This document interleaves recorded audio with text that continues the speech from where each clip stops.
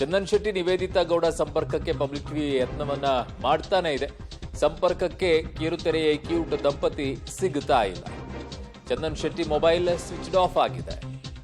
So ಏನಾಯ್ತು ಅನ್ನುವಂಥದ್ದು ಕೇಳಬೇಕು. ಚಂದನ್ ಶೆಟ್ಟಿ ನಿವೇದಿತಾ ಗೌಡ ಸಂಪರ್ಕಕ್ಕೆ ಪಬ್ಲಿಕ್ ಟಿವಿ ನಿರಂತರವಾದಂತಹ ಯತ್ನವನ್ನ ಮಾಡ್ತಾ ಇದೆ. ಸೊ ಸಂಪರ್ಕಕ್ಕೆ ಈಗ ಕಿರುತೆರೆಯ ಕ್ಯೂಟ್ ದಂಪತಿ ಮಾತ್ರ ಸಿಗ್ತಾ ಇಲ್ಲ. Chandan Shetty mobile switch off ಆಗಿದೆ. ನಿವೇದಿತಾ ಅವರು ಸಂಪರ್ಕಕ್ಕೆ ಸಿಗ್ತಾ ಇಲ್ಲ. ತುಂಬಾ ಪ್ರಯತ್ನವನ್ನ ಮಾಡ್ತಾ ಇದ್ವಿ, ಬಟ್ ಕುಟುಂಬಸ್ಥರು ಯಾರಾದ್ರೂ ಸಿಗ್ತಾರಾ ಅಂತ ನೋಡ್ಬೇಕು. ಏನಾಯ್ತು, ಯಾಕೆ ಈ ರೀತಿಯಾದಂಥ ದಿಢೀರ್ ನಿರ್ಣಯಕ್ಕೆ ಕೈಗೊಂಡ್ರು ಅಂತ ಹೇಳಿ.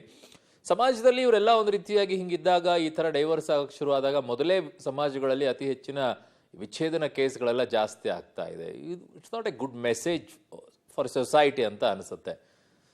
ನನ್ನ ಸಹೋದ್ಯೋಗಿ ಭಾರತಿ ಇದ್ದಾರೆ. ಭಾರತಿ, ಇವರೆಲ್ಲ ಒಂದು ರೀತಿಯಾಗಿ ಮಾಡೆಲ್ಗಳ ರೀತಿಯಲ್ಲಿ ಇರ್ತಾರೆ. ಇವ್ರನ್ನ ತುಂಬಾ ನೋಡ್ತಾ ಇರ್ತಾರೆ, ಇವ್ರನ್ನ ಫಾಲೋ ಮಾಡುವಂಥವ್ರು ತುಂಬಾ ಜನ ಇರ್ತಾರೆ.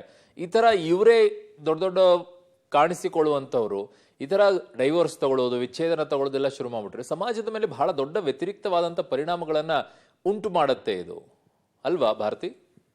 ಖಂಡಿತವಾಗ್ಲೂ ಅರುಣ್, ಸೆಲೆಬ್ರಿಟಿಗಳಂದ್ರೆ ಸೋಷಿಯಲ್ ಮೀಡಿಯಾ ಪ್ಲಾಟ್ಫಾರ್ಮ್ ಅಲ್ಲಿ ಗುರುತಿಸ್ಕೊಳ್ಳೋಂಥವ್ರು, ಅವರನ್ನ ತುಂಬಾ ಜನ ಫಾಲೋ ಮಾಡ್ತಾರೆ. ಅಫ್ಕೋರ್ಸ್ ಇಬ್ರು ಚಂದನ್ ಶೆಟ್ಟಿ ಹಾಗೂ ನಿವೇದಿತಾ ಗೌಡ ಸೋಷಿಯಲ್ ಮೀಡಿಯಾದಲ್ಲಂತೂ ಸಿಕ್ಕಾಪಟ್ಟೆ ಫೇಮಸ್. ಅವ್ರದ್ದೇ ಆದ ಫ್ಯಾನ್ಸ್ ಫಾಲೋವಿಂಗ್ ಬಳಗ ಇದೆ.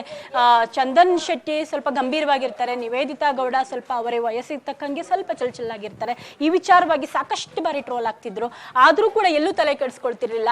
ಅವರ ಪ್ರೀತಿಗೆ ಎಲ್ಲೂ ಭಂಗ ಬರ್ದಿರೋ ರೀತಿಯಲ್ಲಿ ಅವರು ಯಾವುದೇ ರೀತಿಯ ರಿಯಾಲಿಟಿ ಶೋದಲ್ಲಿ ಇರ್ಲಿ, ಜೊತೆಗೆ ಎಲ್ಲೇ ಒಂದು ಹೊರಗಡೆ ಕಾರ್ಯಕ್ರಮದಲ್ಲಿ ಗುರ್ಸ್ಕೊಂಡ್ಲಿ, ಅಲ್ಲೂ ಕೂಡ ಇಬ್ರು ಜೊತೆಯಾಗಿ ಬಂದು ಕಾರ್ಯಕ್ರಮದಲ್ಲಿ ಆರಾಮಾಗಿ ಭಾಗವಹಿಸಿ ಚೆನ್ನಾಗಿರ್ತಿದ್ರು, ಒಳ್ಳೆ ರೀತಿಯಲ್ಲಿ ಮಾತಾಡ್ತಿದ್ರು. ಒಳ್ಳೆ ಪ್ರೀತಿ ಇದೆ, ತಮ್ಮ ನಡುವೆ ಒಳ್ಳೆ ಬಾಂಡಿಂಗ್ ಇದೆ ದಂಪತಿಗಳ ನಡುವೆ.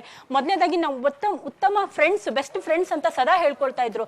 ಇಂತಹ ಕಪಲ್ ಈಗ ವಿಚ್ಛೇದನಕ್ಕೆ ಅರ್ಜಿ ಹಾಕಿ ಕೋರ್ಟ್ ಮೆಟ್ಟಿಲೇರಿರೋದು ನಿಜಕ್ಕೂ ನಿಗೂಢ. ಇಬ್ಬರ ಮಧ್ಯೆ ಅಂಥದ್ದೇನಾಯ್ತು, ಈ ವಯಸ್ಸಿನ ಅಂತರವೇ ಇಬ್ಬರ ಭಿನ್ನಾಭಿಪ್ರಾಯಕ್ಕೆ ಕಾರಣ ಆಯ್ತಾ ಅನ್ನೋದೇ ಒಂದು ಸದ್ಯದ ಪ್ರಶ್ನೆ ಆಗಿದೆ ಅರುಣ್.